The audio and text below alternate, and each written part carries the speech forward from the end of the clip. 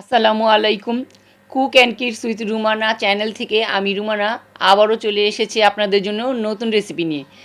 আজ আমি আপনাদের তৈরি করে দেখাবো আমের মিঠা টুকরা আচার।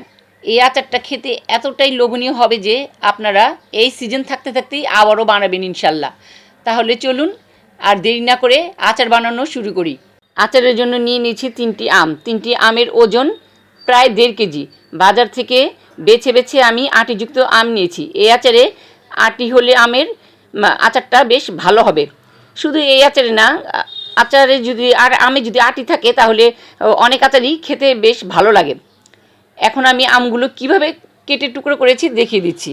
একটা আমকে 8 টুকরো করে কেটে নিয়েছি। আমের সাইজ যেহেতু বড়, টুকরো কিন্তু বেশ ভালোই হয়েছে।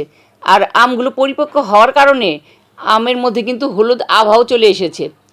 এখন এই আমের মধ্যে ভালোভাবে পানি দিয়ে দিব। বলটা ভরেই আমি পানি দিয়ে দিচ্ছি। আর এর মধ্যে দিয়ে দিব পান খাওয়ার কিছুটা চুন। এই চুনটা আমি ভালোভাবে মিশিয়ে দিচ্ছি। চুনটা পানির সাথে ভালোভাবে মিশিয়ে দিতে হবে। চুন দেওয়ার ফলে আমে যদি কষ থাকে তাহলে কষটা বের হয়ে যাবে।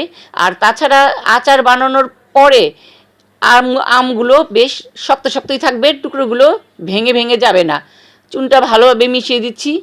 এখন আমি আধা ঘন্টার জন্য এই চুনের পানিতে আমগুলোকে ভিজিয়ে রাখবো। ফিরে আসছি আধা ঘন্টা পর।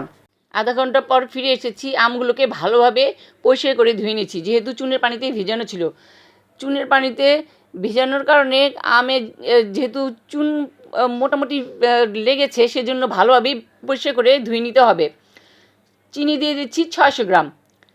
আমের আমি চেক করে দেখেছি আমগুলো কিন্তু বেশি টক না। আর এই ক্ষেত্রে আমগুলো যদি টক হয় তাহলে চিনির পরিমাণটাও বাড়িয়ে দিতে হবে। আমের নাম যেহেতু মিঠা টুকরা আচার, সেজন্য এখানে চিনির পরিমাণটা একটু বেশি দিতে হবে। চিনিগুলো আমের সাথে ভালোভাবে একটু মেখে নিব। ওলট পালট করে মেখে নিচ্ছি। চিনিটা ভালোভাবে মেখে আমি আরও 2 ঘন্টা আমটাকে রেস্টে রাখবো, যাতে চিনিটা গলে যায়। ভালোভাবে এখন মিশিয়ে নিয়েছি। আমার মেশানো শেষ। 2 ঘন্টা পরে আবারও ফিরে আসছি। 2 ঘন্টা পর আমার চিনিটা কিন্তু একদম গলে গেছে, গলে আমের সাথে মিশে গেছে।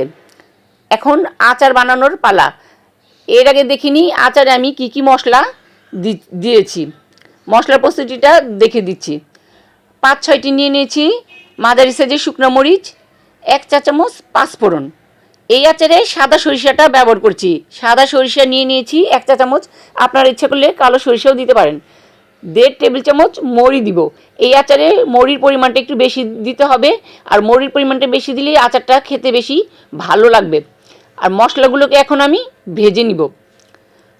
চুলায় বসিয়ে দিয়েছি কড়াই। আর শুকনো মরিচটা আগে একটু ভেজে নিব, কারণ মরিচটা যেহেতু ভাজতে একটু সময় লাগে, সেজন্য মরিচটা ভেজে নিচ্ছি। বন্ধুরা, আমার বাচ্চাদের পরীক্ষা থাকার কারণে এতদিন আমি নতুন ভিডিও দিতে পারিনি। এখন থেকে নতুন ভিডিও দিব ইনশাল্লাহ। আপনারা আমাদের পাশেই থাকবেন। আমার মশলাটা কিন্তু ভাজা হয়ে গেছে। মশলাটা কিন্তু অল্প আঁচেই ভাজতে হবে। আর খেয়াল রাখতে হবে মশলাটা যেন পুড়ে না যায়। মশলা পুড়ে গেলে কিন্তু আচার খেতে তেতো লাগবে। মশলা ভাজা হয়ে গেলে এখন ঠান্ডা করে গুঁড়ো করে নিব। চুলায় আম বসিয়ে দিয়েছি। এর মধ্যে দিয়ে দিলাম 1 চা চামচ হলুদের গুঁড়া। হলুদের গুঁড়োটা দিলে আচারের কালারটা সুন্দর আসবে। আম ফুটতে শুরু করেছে। এখানে কিন্তু আমটা ভালোভাবে দেখুন, চুন দেওয়ার কারণে আমটা কিন্তু বেশ আস্তে আস্তে রয়েছে। আমটা কিন্তু গলে যায়নি। এখন দিয়ে দিচ্ছি বিট লবণ 1 চা চামচ, সাদা লবণ 1 চা চামচের মতো। আর সেই সাথে ভেজে রাখা মশলাটা গুঁড়ো করে রেখেছিলাম, সেটাও দিয়ে দিচ্ছি। আচারের ঝোল কিন্তু অনেকটাই শুকিয়ে গেছে। আর আমটাও কিন্তু প্রায় সেদ্ধ হয়ে গেছে। আচার বানানোর শেষের দিকে কিন্তু ভাজা মশলাগুলো দিতে হবে, তাহলে আচারে সুন্দর একটা ঘ্রাণ পাওয়া যাবে। আমগুলো তখনই, আচারটা আমার তখনই হয়ে যাবে, বুঝতে পারবো যখন ঝোলটা আঠালো হয়ে যাবে। আঠালো কিন্তু এখনও হয়নি। আমার আরও কিছুক্ষণ আচারটা ফুটাতে হবে। আর আঁচটা কিন্তু আমি এখানে লো থেকে একটুখানি বাড়িয়ে রেখেছি। আরও কিছুক্ষণ ফুটানোর পরে আমার আচারের ঝোলটা কিন্তু এখন আঠালো হয়ে গেছে, তার মানে আচার হয়ে গেছে। এর বেশি আমি রাখবো না চুলায়, তাহলে কিন্তু আচারটা ভালো হবে না, একদম লেগে যাবে। আর এখন যতটুকু ঝোল আছে, নামার পর কিন্তু আরোটা শুকিয়ে যাবে। দেখুন বন্ধুরা, কত সহজেই তৈরি করে নিলাম আমের মিঠা টুকরা আচার। আমের মিঠা টুকরা আচারের রেসিপিটি যদি ভালো লাগে তাহলে আমাদের চ্যানেলটিকে সাবস্ক্রাইব করে দিন।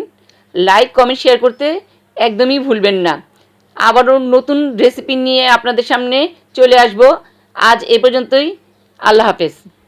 বন্ধুরা, আপনাদের জন্য আচারের আরও 2টি রেসিপি রইল, চাইলে দেখে নিতে পারেন আপনারা।